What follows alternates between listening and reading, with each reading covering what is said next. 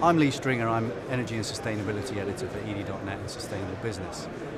We've just come out of a session on accelerating the transition to a green economy.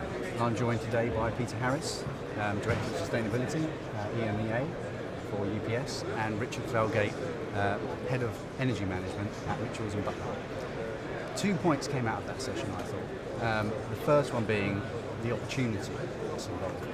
And over the last 2 days, that's been quite a theme of these sessions. Why do you think that this acceleration to a green economy isn't going a lot faster? Because we've got the data there, we've got the experience of how this is moving forward. Why isn't it moving faster? Very good question, Lee. I certainly look at what we're doing within Mitchells & Butlers, and there's such a compelling business case for what we do. Then you do ask yourself, well, why aren't more people motivated? Why aren't other companies following the lead of businesses like our own?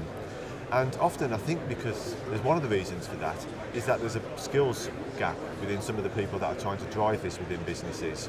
We were talking in there about your energy manager, your sustainability manager, your environment manager, whoever might be leading this, needs to have a whole multitude of skills, not just the technical skills, behavioural skills, but you need to have a fundamental, underlying, really good core business skill. Because what you've got is a really, really good business proposition, and you need to be able to put that over to the people within your business that are making the decisions. So you need to understand what your FD is going to be thinking. You need to be understanding what your operations people are thinking. You need to be able to talk to them about the concerns they might have. And you then need to be able to put that across in a way where it's a compelling argument. And I see so many businesses where that's where I think they tend to struggle. It's not because they haven't got a good idea, but they don't know how to put it across to the board. Peter? Yeah, I would agree with that. I think the biggest challenge is that it's a simple sounding subject, but it's actually very complex. And so, as Richard says, it's sometimes actually making the business case is not quite as simple as it seems. And you end up in a position where you have to be a whole range of very generalist skills within the business to be able to touch on the different facets of the business and make the complex business case to do these things. So it's relatively simple if you're talking about a straightforward energy efficiency project where you can actually work out in a spreadsheet the expected cost returns on an investment. But it's much harder when you get into areas that are essentially associated with mitigating risks and capitalising on opportunities, because then you're talking about what is the financial value to brand, what is the financial value to employee engagement or to regulatory leadership, etc. That's much tougher to quantify. So moving on from that question, is there a fundamental need to educate people in your position from the outset? So Richard, you were mentioning that there's a much broader need to know much more about business rather than just sustainability. Is there a need to sort of, when people are learning about these skills, teaching them everything about the business as well? Certainly.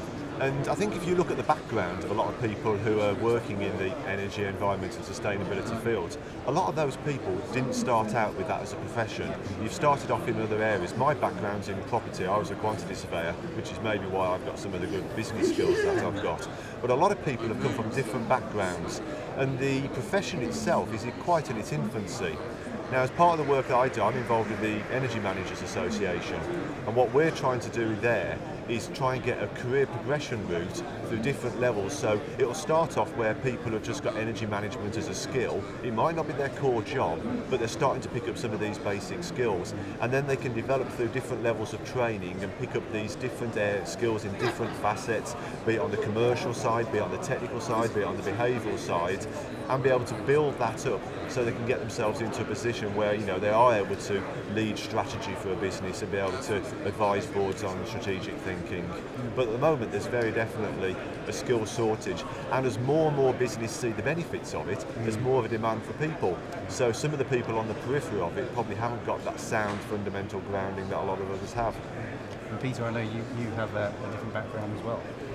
Yeah, it is a young profession, and it is essential to be able to do this kind of work that you have that solid grounding in the business in which you operate. So in my case, I'm an engineer, and I spend a lot of time in the fleet side of our business before going into certain other areas and then into sustainability, and that's been absolutely invaluable for me, because it means that when I'm working on sustainability investments that are associated with our vehicles, which is where a significant proportion of our carbon footprint sits, then I'm able to do that eyeball to eyeball with the guys who work in the relevant part of the business, because I've been there and I've seen it and I've done it, and I think that's an essential part of the background. So I think it's probably not appropriate to start talking about sustainability as being its standalone, isolated function. That's really not the way to go. I think we need, within sustainability, what we need are broad, generalist, capable, strategically people who are able to manage and think strategically and lead within a business, and with broad levels of experience within that business first, and then develop certain specialist sustainability skills on top of that. Thanks very much, Peter. Thank you. Thanks, Richard. Thanks, Lee.